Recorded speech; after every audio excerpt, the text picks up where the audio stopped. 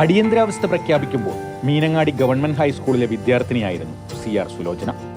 സ്പോർട്സിലും ആർട്സിലും നാടകാഭിനയത്തിലുമൊക്കെ സജീവം. 9ാം ക്ലാസ് പഠിക്കുമ്പോൾ വയനാട്ടിൽ സിവിക് ചന്ദ്രൻ മാഷും അതുപോലെ മധുമാഷ് അങ്ങനെയുള്ള അന്നത്തെ നക്സലൈറ്റുകൾ എന്ന് പറഞ്ഞ കുറേ സാറുമാരൊക്കെ അവിടെ വന്നു. ഞാനാണെങ്കിൽ മീനങ്ങാടി സ്കൂളിലെ സ്റ്റുഡൻസ് ഫെഡറേഷൻ്റെ ആയിട്ട് ബന്ധപ്പെട്ടിട്ട് ഞാൻ പ്രവർത്തിച്ചിരുന്നത്.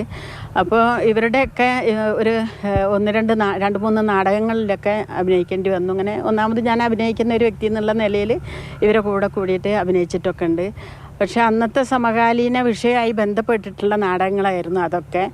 അടിയന്തരാവസ്ഥ പ്രഖ്യാപനത്തിന് ശേഷം നൂൽപ്പുഴ പഞ്ചായത്തിലെ മറുകരയിൽ ചില ക്ലാസുകളിൽ പങ്കെടുത്തു. ഇവിടെയൊക്കെ പല പ്രാവശ്യവും നമ്മളെ വേണുവിൻ്റെ നേതൃത്വത്തിലുള്ള ടീമുകൾ ഇവിടെ ഉണ്ടായിരുന്നപ്പോൾ അവരെ ഇവിടെ പല വീടുകളിലും മീറ്റിംഗ് നടത്തിയിട്ടുണ്ട്.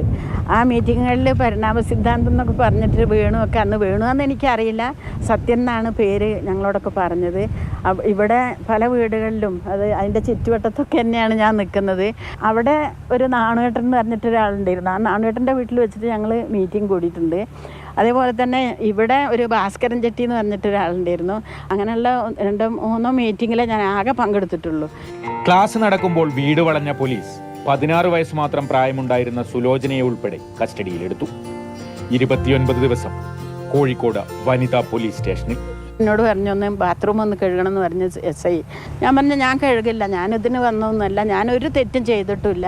ഞാൻ എല്ലാ ദേഷ്യവും കൂടി എനിക്ക് വന്ന് ഞാനും അവരും കൂടി ഉന്തും തള്ളുണ്ടായി. അവരങ്ങനെ വീണ് മേശൻ്റെ ഇവിടെ വന്നിട്ട് തല പൊട്ടി. ആ തല പൊട്ടി അന്ന് മാത്രമേ അവരെന്നെ ഉപദ്രവിച്ചിട്ടുള്ളൂ എല്ലാവരും. കണ്ണൂർ സെൻട്രൽ ജയിലിലെത്തിയ സുലോചനയ്ക്ക് കൂട്ട നക്സലൈറ്റ് നേതാവ് മന്ദാകിനി നാരായണനായിരുന്നു.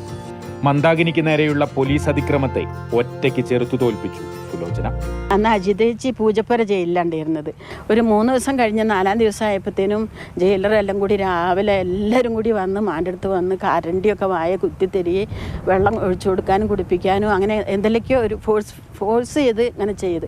പിന്നെ ഞാൻ ഓടി ചെന്ന് മാനടുത്ത് പോയിട്ട് കമിഴ്ന്ന് അവിടെ കിടന്നു. അപ്പോൾ ജയിലിൽ നിന്ന് കുറേ അടി എന്നെ അടിച്ച് മാറി നിൽക്കുമെന്ന് പറഞ്ഞ് പിടിച്ച് വലിച്ചൊക്കെ ഇട്ട്. പക്ഷേ ഞാൻ മാന വിട്ടേയില്ല, അങ്ങനെ പിടിച്ച് അങ്ങനെ നിന്ന്. അപ്പോൾ കുറച്ച് കഴിഞ്ഞപ്പോൾ എന്നെ കൊണ്ടുപോയി ഒറ്റ സെല്ലിലിട്ട്, സാധാരണ ഇങ്ങനെ ചെറിയ സെല്ലിലിട്ട്.